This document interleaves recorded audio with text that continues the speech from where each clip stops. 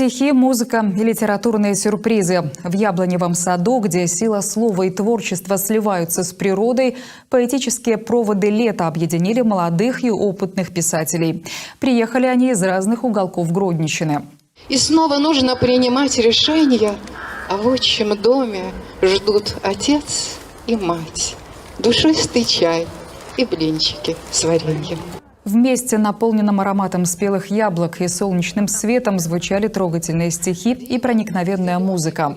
Поэты раскрывали свои сердца через слова и наполняли остальных своим настроением. В эту среду поэтическую, творческую я стала вливаться с 23-го года. Мне было очень тяжело, я никого не знала. Я приходила, читала стихи, у меня дрожал голос, и ноги, и руки, и все на свете.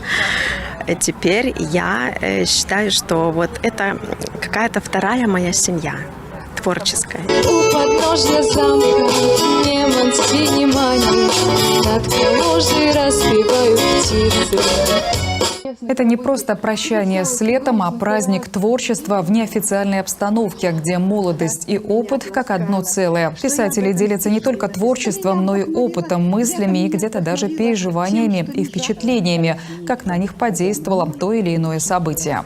Безумоўна, заўсёды тут гучаць песні, заўсёды тут некія інтэрактыўныя гульні адбываюцца, загадкі, віктарыны. І нам усім, мы просто тут адпачываем. Гэта вот такое мерапрыемства, на якім можна не толькі сваёй творчасцю падзяліцца, але яшчэ і душою адпачыць.